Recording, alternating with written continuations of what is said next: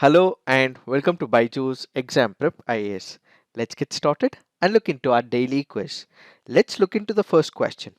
With respect to India's military exercises, which of the following is are matched correctly? We have the military exercise on one side, the country on the other side. Ajaya Warrior, United States of America, Dharma Guardian, Japan, Indra, Indonesia, Yuddhabhyas, UK. The answer to this is 2 only. Why have we taken this practice question? Because this article on the Hindu makes a reference to the Dharma Guardian. Let us try and understand what are these options. When we look into the first option, Ajaya Warrior is not with United States of America. Instead, it is with United Kingdom. Then we have Dharma Guardian. Yes, it is a military exercise between India and Japan. Then we have Indra. It is not Indonesia, but instead it is with Russia. And finally, what we have is Yuddhabhyas, which is not United Kingdom, but it is United States of America. When we consider all these military exercises, this will increase the cooperation between the Indian Army and the army of the respective countries, and it will further promote the bilateral relationship between all these countries. So it is important for us to understand that these military exercises serve both India and those countries with whom we are participating. Now let's look into the next practice question. Consider the following statements with respect to National Youth Parliament Festival. It is organized by the Ministry of Parliamentary Affairs. The objective of National Youth Festival is to hear the voice of youth between 18 and less than 25 years of age. Which of the statements given above are correct? The answer to this is 2 only. Why have we taken this practice question? Because this article on the PIB makes a reference to the National Youth Parliament Festival. Let us try and understand what are these options. When we look into the first option, it is organized by Ministry of Parliamentary Affairs. This is a wrong statement. Instead, it is organized by the Ministry of Youth Affairs and Sports. The second option says the objective of National Youth Parliament Festival is to hear the voice of youth between 18 and less than 25 years of age. This is a right statement. So what is the objective of National Youth Parliament Festival? What if a person has to contest for the Lok Sabha constituency? He must have a minimum age of 25 years. What if a person has to contest for the MLA elections? He again needs to have a minimum age of 25 years. But to vote for an MLA candidate or to vote for an MP candidate, a person requires an age group of 18 and above.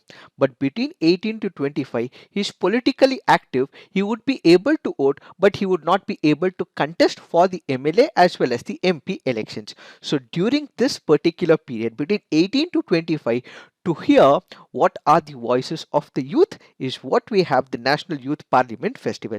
So this is a festival which happens at the district level, it happens at the state level, it happens at the national level. So all those people who have the right to vote but are not eligible to contest, their voices will be heard, their policy suggestions would be taken, and ultimately they would be delivered to the policy makers and the implementers. So the second option is right.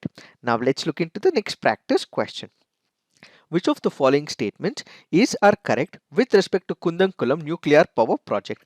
It is a civilian nuclear power plant built by India in joint collaboration with Russia. It is the largest nuclear power station in India. India is the world's third largest producer of nuclear power. Which of the statements are correct? The answer to this is 1 and 2 only. Why have we taken this practice question? Because this article here makes a reference to the Kundankulam nuclear power project. Let us try and understand what are these options. When we look into the first option, yes, the Kundankulam nuclear power project is a civilian nuclear power plant. India has collaborated with Russia in order to run this particular project successfully. So this is an important project. Why? Because this happens to be the largest nuclear power station in India. This statement is also right. So the first and the second statement is right. When we look into the third statement, India is the world's third largest producer of nuclear power. This is a wrong statement. Why? That is because when we look into the statistics, United States of America leads the charts, followed by China, then we have France, and fourth what we have is Russia, fifth by North Korea. And when it comes to this contribution of India at the global scale, it is at the rank 13. So remember, we have the top 5 countries, which is United States of America, China, France, Russia and South Korea, and it is not India. So the third statement is eliminated. So which are the major nuclear power plants in India? We have the Kakrapar Atomic Power Station, Kalpakam or the Madras Atomic Power Station, Narora Atomic Power Station, Kaiga Nuclear Power Plant, Rajasthan Atomic Power Station, Tarapur Atomic Power Station.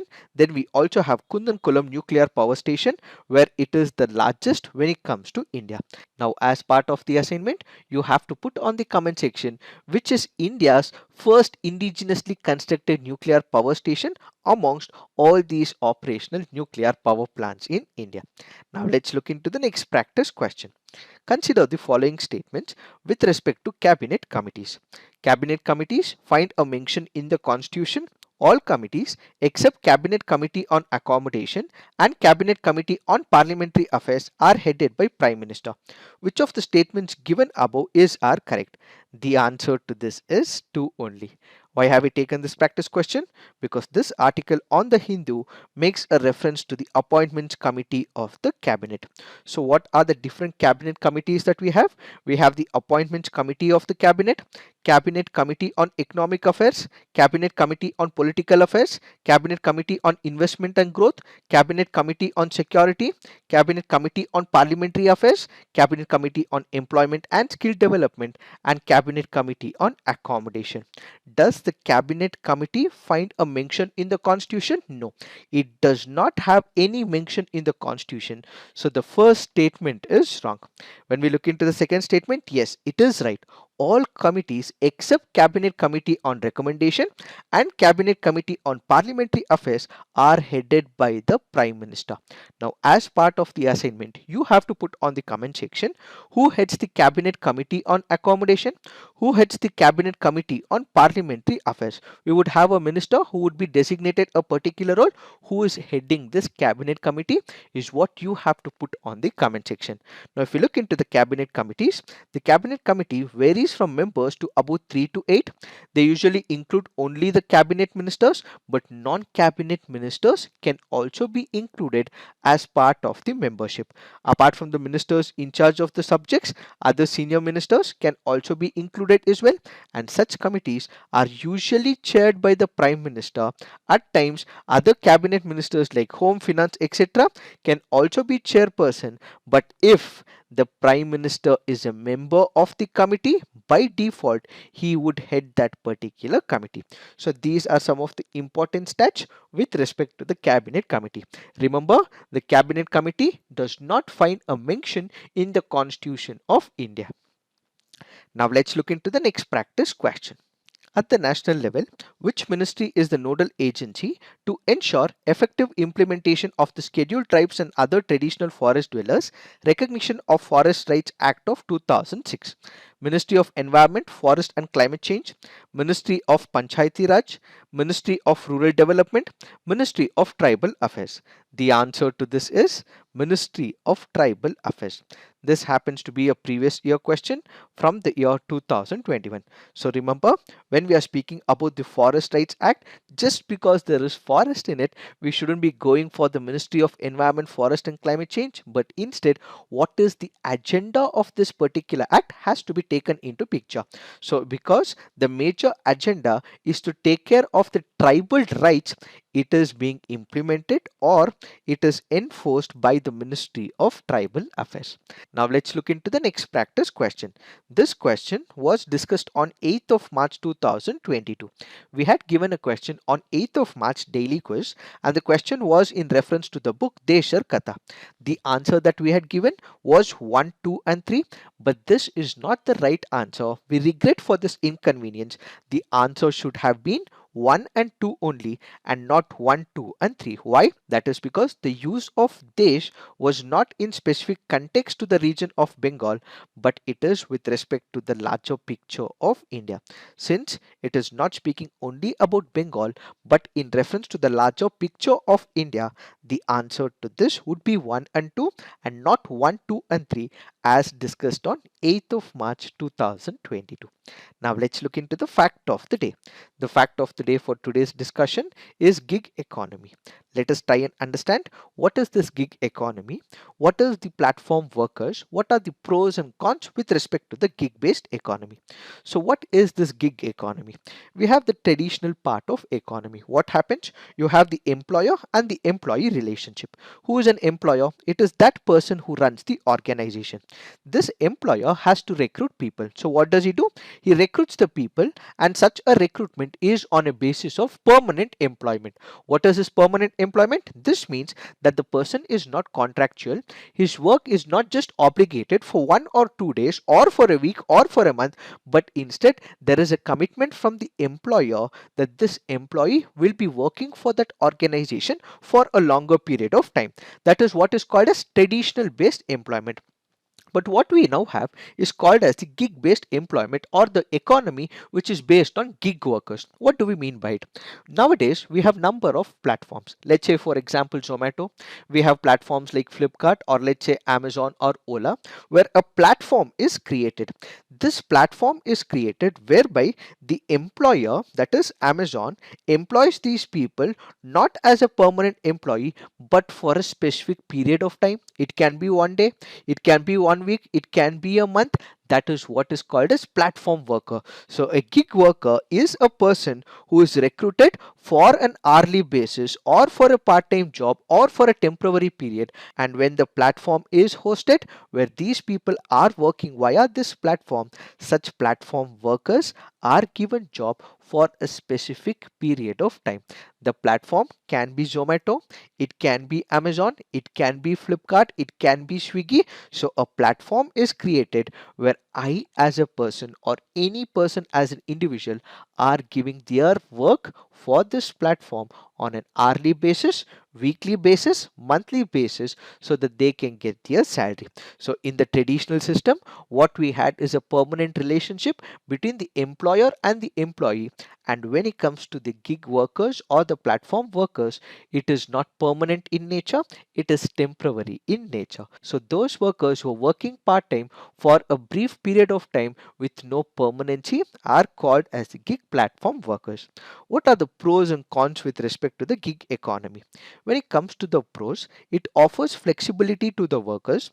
They can choose to work for multiple organizations and also in some cases fix their own pay as well. What do we mean by it? It means that if I am a person who wants to explore multiple organizations, I want to increase my skill set. I do not want to join a particular company, but instead I pick and choose the companies that I want to, and ultimately I would understand how this organization environmental setup is, and I would destine myself to that particular opportunity. So this is a temporary phase where I intend to work for a specific organization for a short period of time. Such work allows remote work as well, which means I can also work from home as well. I also have the flexibility as well. I don't have to work for a regulated fixed period of time. It means it gives me an opportunity, or to any individuals working for that organization, to earn and also be flexible when it comes to the work approach. So these are the advantages.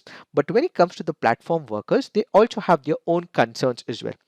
Let's say for example, when it comes to the permanent work or the traditional work setup, what happens? There will be a company which will be providing the insurance, the social security schemes and programs, multiple other benefits like the PF, so on and so forth, are provided by the company. But when it comes to the gig based workers, they might not have these paid leaves or the health insurance. The PF amount may not be given to such individuals. With laws they can be enforced, but in general this gig based economy means that the social security schemes, the PF and paid leaves may not be given to such individuals. Such work suffers from inconsistent pay and a lack of stability in job tenure, which means that the payment that is made by this company to that person may not be regular as well.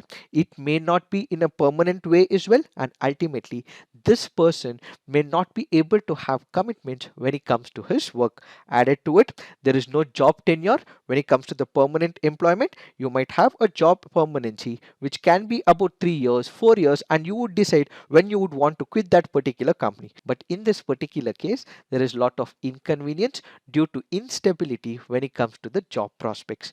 And finally, when we are speaking about the gig based economy or the platform workers, most of these people who are working for the companies might also require vehicular assets as well. Why? Because they have to deliver the goods to the people. In such case, they may also have to buy the vehicles, and they are also put behind the liability for paying the loans of these vehicles as well. It is this that we have to understand in reference to the gig economy and the platform workers. So this is it for today. Thank you for watching. All the best.